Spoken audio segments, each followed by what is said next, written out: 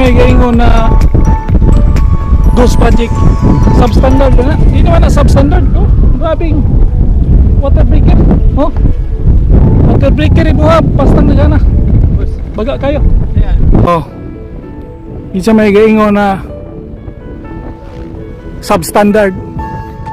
Silipa ni Dre amo ang Coastal Road substandard ba? Oh, walay substandard ni Dre na ibuhatan pa ganyan mga bangkero diya sa unahan, no? Ibuhatan pa sila og kanang taguanan ug lain na panahon tago ra sila diya.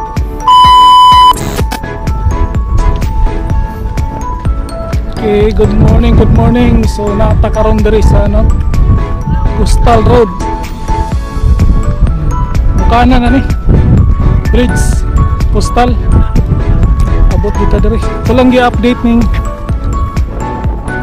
Coastal Road sa Bukana kay hunhuman naman gini. Ya, na gamay gitrabaho diaw. Flood control. Pag high tide taas ang tubig diya. Nya og low tide, para karon low tide. Walay tubig. Ya, og lain ang panahon. Safety na kayong ilang mga lansa diya. Nag-reprap gina nila diya. Kalsada man po na diya. Kalsada na. So try tag ko andri no. Sulod namde gana di speakers oh.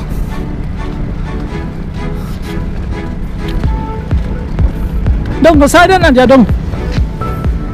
Kalsada no. Kalsada na. Bukana naman ito yo, gyapon. Coastal, mana na ng Coastal ya, bridge.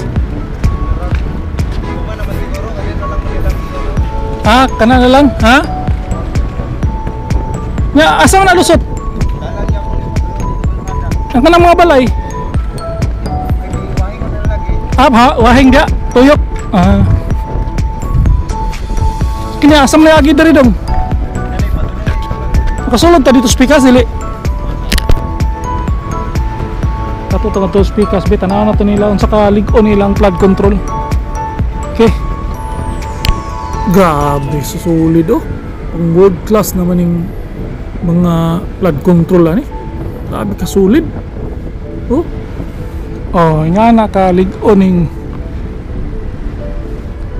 kining Coastal Road. Oh. Grabe og ano. Kining water breaker or waves breaker, water control breaker no. Paglain ng panahon, may mga bagyo, lain kayong panahon, kusog ang hangin, kusog ang haguros sa tubig, dili mo hampak una, di sir maabot diri. Hapak ko nga na kanang water breaker, di gina siya katarog diri, di gina madamage. Ingani yung mga flood control diri sa Davao. Oh. So natakaron diri sa Coastal Road Bukana. Oh. Ingani ka tibay ang flood control diri. Bridge sa mani diri nahan. Tuyok tadi swak sa katari ka jot. No. Mo naman na. Bridge na dia. Umana na. Bukana Bridge. Oh.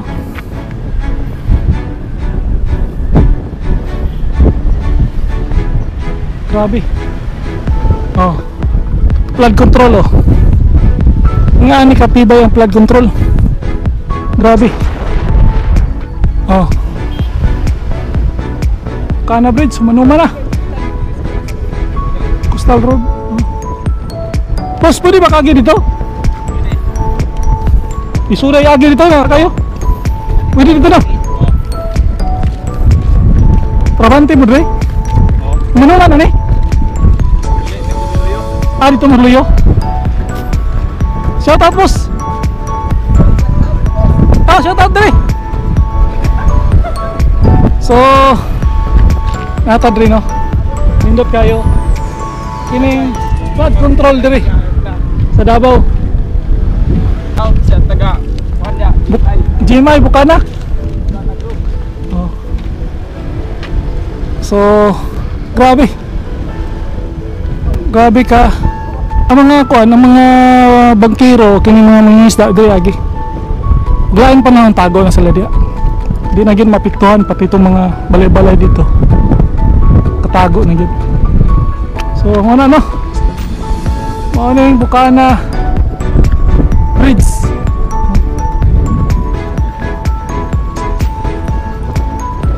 Grabe kanindot to. Oh.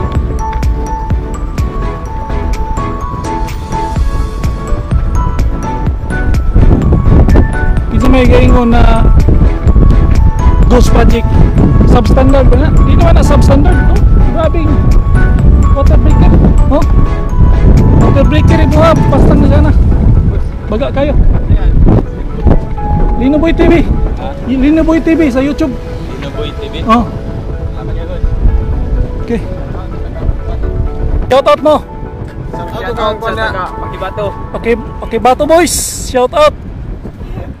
So ginsay giingon na substandard na pagkatibay ng mga ano, mga water breaker na gihimo diri sa Davao. Ano yung mga tatak Duterte pagkabuhat. Sa tatak Duterte pagkabuhat tanawa. Ano yung water breaker? Wala yung panahon, may bagyo-bagyo. Diya mahampak ang mga dagkong balod. Bungkago na, wala yung pwersa. Abot diri sa ubos. Wala na na. Di na nakatarog sa Coastal Road. Tibay kayo ni lifetime niya ang Coastal Road diri. Oh. Mao ni mga tatak Duterte, legacy Duterte. Oh. Grabe, wala hindi makalimutan si Duterte. Sir, shout out sir. Sumay mo ka shout out sir. Tapos akong mga kauban niya nga trabahante, labi na dito sa Pustila na akong mga kauban. Shout out ko ninyo mga boss. Amping. Oh. Di siya may gaingon na substandard. Silipa ni Dre, mo ang Coastal Road. Substandard ba? Oh. Walay substandard ni Dre na. Ibuhatan pa ganyan mga bangkero diya sa unahan, no? Ibuhatan pa sila og kanang taguanan. Ug lain ang panahon, tago ra sila diya. Mana? Oh mana. Agianan ni pohon. Oh, kana oh. Oh. Good morning. So Tagalogin na naman natin dahil para maintindihan naman ng taga Maynila, no? Kasi marami din tayong subscriber na taga Maynila. So nandito tayo ngayon sa Coastal Road. Papakita naman natin yung kagandahan ng ating flood control dito, no? Pang international yung Coastal Road namin. Oh. Ito yung flood control namin dito. Lawak. Oh. Yan yung flood control. So sa mga di nakakaalam, itong flood control namin sulit yan. May mga hagdan pa yan. So dito lang ito sa ano, no? Coastal Road Park, Davao City. Sabi nga ni Kong, imbestigahan daw yung flood control. Sabi, anong imbestigahan mo rito? Oh.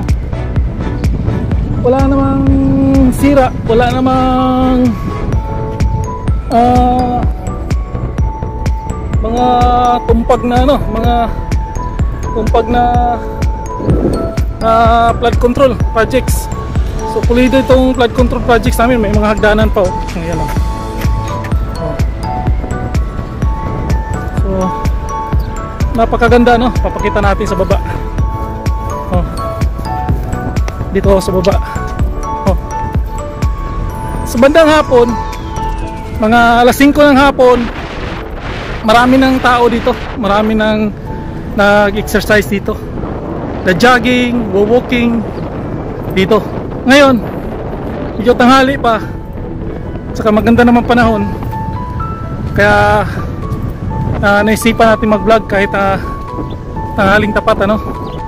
So maganda naman panahon din, hindi naman mainit. So kailangan lang talaga nating ipakita ito. Dahil maya papunta na naman tayo doon sa kabilang coastal, doon sa malapit sa downtown. Kaya sa kabila na yan, dyan nag-assembly yung mga DDS, ano, yung mga Duterte supporters pag nagkakaroon ng rally.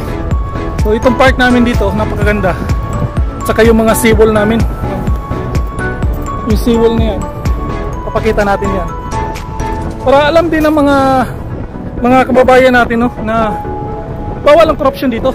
Bawal dito sa Davao, pinagbabawal talaga ng mga Duterte ang mga corruption. Kahit nga eleksyon mula noon pa, walang bayaran dito. Kung sino yung napupusuan, hindi kagaya sa ibang lugar na talamak yung bayaran, talamak yung ano. Dito hindi mo mababayaran yung tao dito. Kahit na mag-i-eleksyon pa, wala kang mababayaran dito. Kaya pinagbabawal ni Digong talaga rito yung mga corruption. Kaya dito sulit talaga pag may project dito, sulit yan.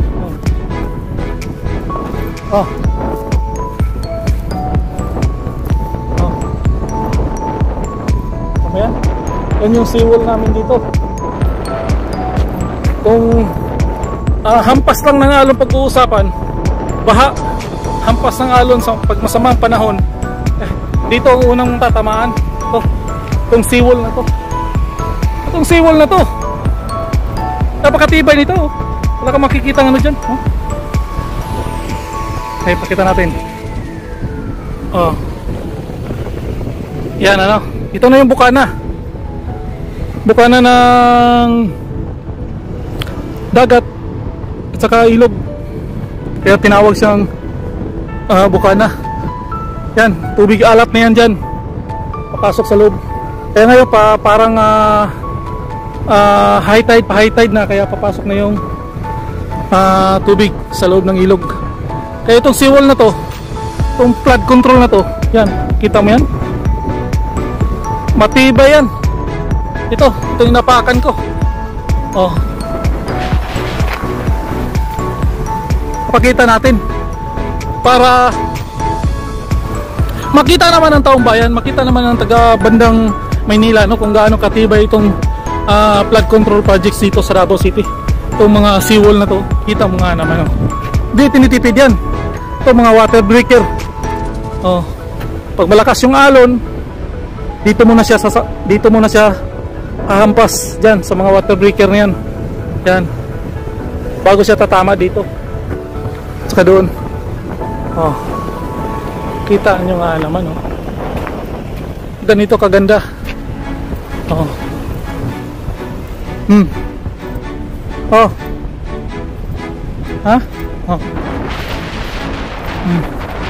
Ang taas nito, taasan nito. Ano yan? Yan, ano? Ito yung coastal road. Coastal road yan. Kita nyo yung bridge na yun, doon hanggang doon. Kaso nga lang hindi pa tapos yung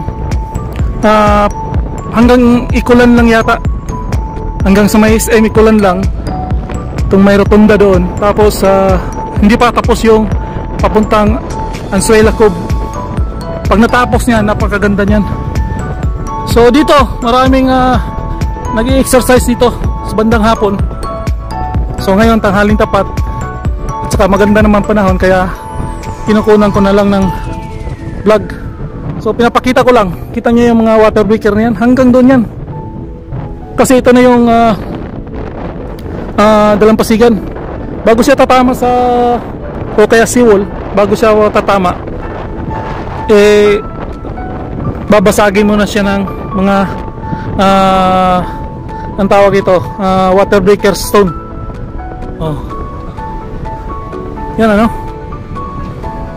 So ganito kaganda ang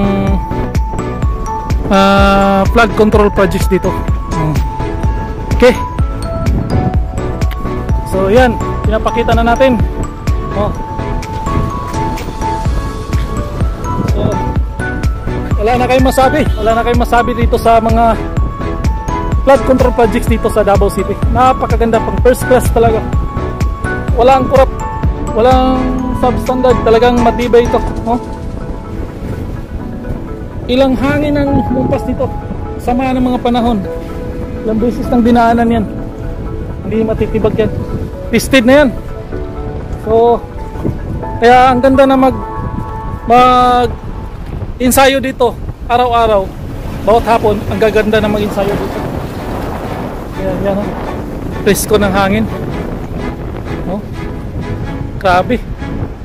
So ito yung mga tatak Duterte na ano, no? Ito yung mga tatak Duterte na mga projects, ano. So pag tatak Duterte talaga matibay. So kung tuloy-tuloy lang yung pamumuno ni Tatay Digong, yung Maynila hindi ganun kalala ang baha dyan. Hindi ganun kalala. Sigurado ako. Dahil takot sila kay Tatay Digong. Takot sila. Ibang mamuno yung si Tatay Digong, talagang tutuhanin niya. Pag sinabi niya ganun talaga. Walang makapagpigil nun. Talagang grabe. Disiplina talaga. Disiplina. Kaya ito yung pinamana niya sa taga Davao. Yung disiplina talaga. At saka tatag ng loob. Kaya dito wala. Hindi mo mababayaran yung tao kahit anong klase pa. Nung eleksyon, kahit anong bigay nila, bayad nila, ayuda nila, tatanggapin lang ng tao, pero yung puso ng tao Duterte pa rin. Kaya hindi mo maano yung mga tao, hindi mo mababayaran dito, tatanggapin lang ng tao yan kasi pera ng taong bayan yan. Pero sa ngalan ng pamumuno ay wala silang binatbat sa mga Duterte. Talagang tested na, at saka wala silang katulad talaga. Talagang nasa serbisyo talaga sa mga tao yung ano. Hindi talaga sila yung pera-pera talaga. Hindi kagaya ngayon ang nangyari dyan sa inyo, dyan sa Maynila. Tingnan nyo, grabing baha dyan, dati dyan. Ako, nandyan ako dati. Trabaho ko dyan dati, yung binabaha lang dyan. Alam nyo, yung boulevard lang ang binabaha lagi dyan. Pag malakas talaga, may bagyo. Pag may bagyo lang. Pag may bagyo, sobrang dami ng tubig. Minsan binabatawan nila yung nag-release sila sa dam. Yun, talagang bumabaha yung boulevard ng Maynila. Pero hanggang dito lang, sa tuhod. Dito lang. Hanggang dito lang. Hindi aabot ng tao, lampas tao, hindi aabot. Ngayon, iba na ngayon. Talagang lampas tao na, pati sasakyan. Kulang na lang magiging pambot yung mga sasakyan nyo dyan. Kaya kawawa yung mga mahihirap talaga, kagaya natin. Hirap na hirap talaga. Pag mahirap ka talaga, lalo kang humihirap dyan pag nandyan ka. Kasi hirap ka na nga, lubog ka pa sa baha. Grabe dyan. Walang ibang makapagbabago nito. Kailangan natin ng pagbabago, kundi walang iba. Kailangan na Duterte lang talaga. Duterte lang makapagbabago. Kaya hanggang dito na lang. Puslino Boy, ang YouTuber ng bayan. Peace out.